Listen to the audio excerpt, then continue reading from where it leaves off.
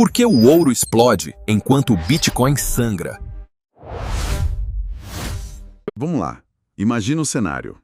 A gente está em janeiro de 2026. E os mercados, assim, estão mostrando um quebra-cabeça que, à primeira vista, não faz sentido nenhum. Nenhum. De um lado, você tem o ouro, o ativo de segurança mais antigo que existe, explodindo, passando de $5.100 a onça. É uma valorização, assim, absurda. Mais de 150% em menos de 3 anos. E a prata, que é sempre mais volátil, né, sobe junto quase 300%. Um movimento parabólico mesmo, quase uma linha vertical no gráfico.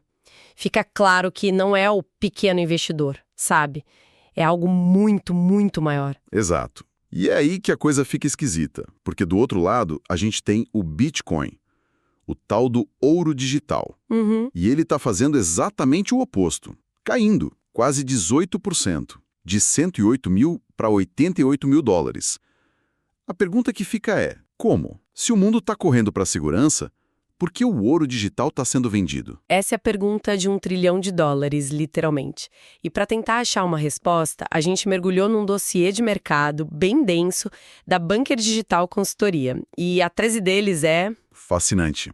E qual é? Não é que o Bitcoin falhou, é que a gente está vendo um fenômeno raro que eles estão chamando de represamento forçado de liquidez. Represamento forçado de liquidez. Gostei do nome. Soa como se o capital quisesse ir para um lugar, mas tem uma barragem invisível segurando tudo. É exatamente isso.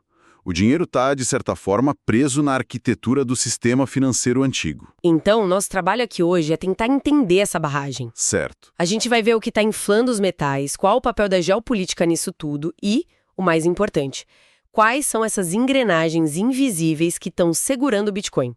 A ideia é entender por que o capital não flui livremente e quando essa barreira pode finalmente romper. Perfeito. Então vamos começar pelo lado que está subindo com tudo, o ouro. Esse gráfico vertical que você mencionou. Quem está por trás dessa compra massiva? Ah, com certeza não são pessoas comuns. O que a gente está vendo é um movimento que a análise chama de sobrevivência institucional. Sobrevivência institucional. Isso. Os grandes compradores são os bancos centrais, principalmente de países que, digamos que estão se realinhando no cenário global. China, Rússia, Turquia. O outro lado do mundo. Exato. E junto com eles, fundos soberanos gigantes e family offices, que gerenciam fortunas de bilionários. Então é o smart money do mais alto nível possível. O mais alto. Para ter uma ideia, o World Gold Council, que é a grande autoridade no assunto, reportou que só em 2025 os bancos centrais compraram mais de 1.000 toneladas de ouro. Uau! 1.000 toneladas. É. E para colocar isso em perspectiva, esse é o maior volume anual desde 1967. Lá na época em que o dólar ainda tinha lastro em ouro. Nossa. Então, para uma instituição dessas, comprar ouro não é uma aposta, sabe? Não é especulação, é uma declaração. Uma declaração de quê? De desconfiança no sistema monetário global como ele existe hoje. É um seguro contra o próprio sistema. Ok, mas essa desconfiança tem que vir de algum lugar. Quais são os dados, os números concretos que estão assustando tanto essas instituições? É uma combinação de fatores, uma tempestade perfeita para uma inflação que não vai embora. Primeiro, a economia americana está paradoxalmente quente demais. O PIB do terceiro trimestre de 2023 cresceu 4,4%, muito acima do esperado. Peraí, mas crescimento forte não era uma boa notícia. O que mudou para isso gerar medo agora? A conjuntura mudou. Num cenário onde o inimigo número 1 é a inflação, uma economia muito aquecida significa mais demanda, mais pressão nos preços. E juros altos por mais tempo. Exatamente. Soma isso a um mercado de trabalho super apertado, com pedidos de seguro-desemprego em mínimas históricas. Isso joga os salários para cima, o que alimenta mais ainda a inflação. É um ciclo. Faz sentido? O famoso superaquecimento. Isso. E o resultado é que a inflação, medida pelo PCE, que é o índice que o Fed mais olha, está em 2,8%. Pode não parecer tanto, mas é quase 50% acima da meta de 2%. E não cede. E tem o elefante na sala. O maior de todos. A dívida pública dos Estados Unidos. atingiu 36 trilhões de dólares e cresce num ritmo de 1 trilhão a cada 100 dias. É insustentável manter juros altos com uma dívida desse tamanho. E no meio disso tudo, a prata sobe, ainda mais. O dossiê chama de irmão volátil. Por que essa diferença, essa alta de quase 300%? Essa é uma das partes mais interessantes. A prata tem uma dualidade que o ouro não tem. Por um lado, claro, ela é um metal monetário, um refúgio de valor há milênios. Certo. Mas, por outro lado, ela é um insumo industrial, absolutamente essencial e inelástico. Metade de toda a demanda de prata vem da indústria. Que tipo de indústria? Pense em tudo que é ligado à transição energética. Painéis solares, carros elétricos e tecnologia, rede 5G, qualquer eletrônico que a gente usa. Entendi. E a grande diferença para o ouro é que a prata, nesses processos, ela é consumida. Ela desaparece. É usada em quantidades tão pequenas que não vale a pena reciclar. Uau! Então, enquanto todo o ouro que já foi minerado ainda existe, estocado em algum lugar, a prata é usada e some. Exatamente. Isso cria uma dinâmica de oferta e demanda completamente diferente. Você tem uma demanda industrial explodindo e uma oferta de mineração que está estagnada. É um aperto físico, uma escassez real do metal, ao mesmo tempo que o investidor também quer. É a tempestade perfeita. Ok, o cenário econômico para os metais está bem claro. Mas a análise insiste que isso é só metade da história. Que o catalisador oculto é a geopolítica, onde as coisas estão mais perigosas. O que a gente está vendo é uma fragmentação da ordem mundial.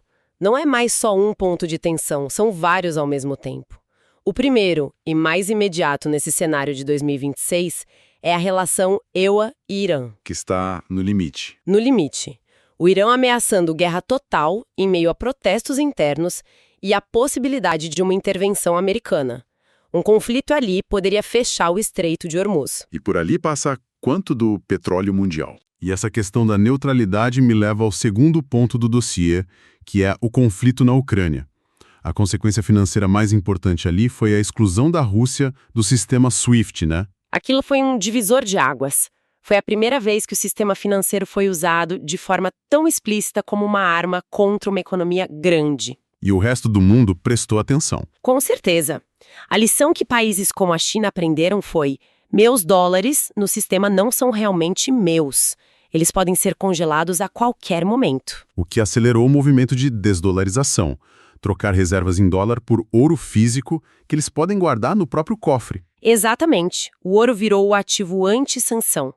E isso tudo nos leva ao terceiro e maior risco de todos: China e Taiwan. A questão dos semicondutores. O ponto neurálgico é uma única empresa, a TSMC.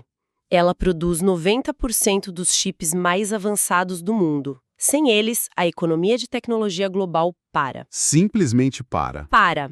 iPhones, servidores de IA, tudo.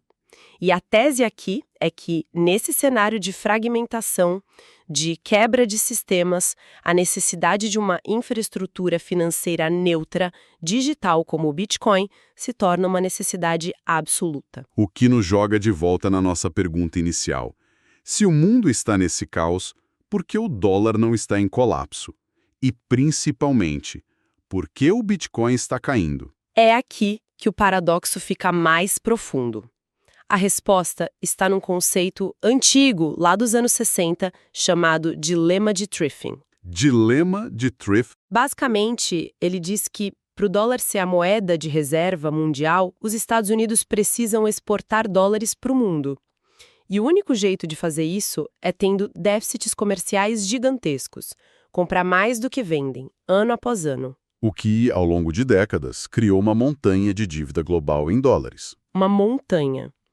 A análise fala em mais de 13 trilhões de dólares só em dívida de empresas fora dos Estados Unidos. E agora vem a parte contraintuitiva. Essa dívida imensa é hoje a maior força do dólar. Espera, como assim? A maior fraqueza do dólar é a maior força dele. Isso não faz sentido. Me explica na prática. Pensa assim, uma empresa, sei lá, na Turquia, tem uma dívida de 100 milhões de dólares vencendo semana que vem. ela não pode pagar em liras turcas. Ela precisa de dólares. Ela precisa de dólares. É obrigatório. Não importa se o juro nos Estados Unidos está alto ou baixo, a demanda dela por dólares é forçada, é inelástica. Agora, multiplica isso por trilhões de dólares vencendo todo dia no mundo todo. Isso cria uma demanda constante de desesperada por dólares. Um short squeeze perpétuo no dólar. E para conseguir esses dólares, o que essas empresas fazem? Vendem o que elas têm de mais líquido. Exato. Vendem ações, títulos ou... Bitcoin. Nesse cenário de crise, o Bitcoin não é tratado como o porto seguro final. Ele está sendo usado como um caixa eletrônico de emergência para conseguir dólar. Entendi. O ouro é o que as instituições compram para se proteger do sistema. O Bitcoin, para muitos, ainda é o que eles vendem para se manter dentro do sistema. Perfeitamente colocado. A percepção do grande capital ainda é essa. O Bitcoin ainda é visto como um ativo de alto risco, um ativo high beta, que anda junto com as ações de tecnologia da Nasdaq, não com o ouro. E a conta é simples para um gestor de fundos, né? Simples. Com a taxa de juros do Fed a 3,75%, ele pode comprar um título do Tesouro e ter um retorno garantido sem risco nenhum. Para justificar entrar na volatilidade do Bitcoin, o retorno esperado tem que ser muito, muito maior. Na dúvida, ele fica na segurança. Falando em preço, a análise técnica do gráfico do Bitcoin mencionava o rompimento de um padrão, um triângulo simétrico. O que é isso? Um triângulo simétrico se forma quando o preço consolida por muito tempo, sabe? Os topos ficam mais baixos, os fundos ficam mais altos e o preço fica espremido. O Bitcoin ficou nisso por 17 meses. E o rompimento indica a próxima tendência? Geralmente sim, e no caso, rompeu para baixo, um sinal tecnicamente pessimista. A análise clássica projeta um alvo para essa queda justamente na faixa de 74 a 77 mil dólares.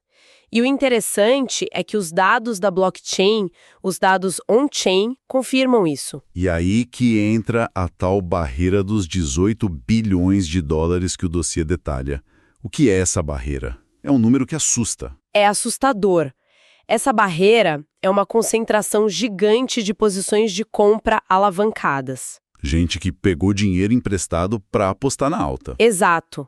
E os dados da CoinGlass, uma plataforma de análise, mostram um mapa de calor de onde essas posições serão liquidadas. Liquidada significa que a corretora vende à força para cobrir o empréstimo. Isso. E o mapa mostra que, se o preço do Bitcoin cair para perto de 77 mil dólares, cerca de 18,13 bilhões de dólares em posições vão ser vendidos à força, automaticamente. Nossa. No preço para essa zona. O dinheiro inteligente sabe disso. Ele só se afasta e espera pacientemente essa limpeza acontecer para comprar mais barato. É uma profecia autorrealizável. O mercado sabe que a liquidez está ali e vai buscar. Então, se essa fraqueza é temporária, o que precisa acontecer para virar o jogo? Quais são os catalisadores para o capital finalmente romper essa barragem? A análise aponta 3 principais. O primeiro é justamente essa capitulação técnica que a gente falou. O mercado precisa passar por essa purga. A limpeza. A limpeza. O preço precisa buscar a zona dos 74, 77 mil, liquidar a alavancagem e causar pânico. Historicamente, as melhores oportunidades de compra no Bitcoin surgiram depois disso. É a transferência de ativos de mãos fracas para mãos fortes. É o clássico piorar antes de melhorar. E o segundo catalisador? O segundo é a mudança na política do Fed. Em algum momento, é inevitável, o Federal Reserve vai ter que pivotar. Parar de subir e começar a cortar os juros. Seja por uma recessão ou pela pressão da dívida. Exato. E juros mais baixos diminuem o custo de oportunidade de ter ativos como o Bitcoin, tornando-os muito mais atraentes. E o terceiro? Você disse que era o mais profundo. Sim, é a maturidade da narrativa. É a mudança de percepção, a transição do Bitcoin de ser visto como um ativo especulativo para ser entendido como uma infraestrutura monetária neutra e soberana. A análise usou a analogia das cartas para o e-mail, né? Perfeita. Nos anos 90, o e-mail era complicado, de nicho.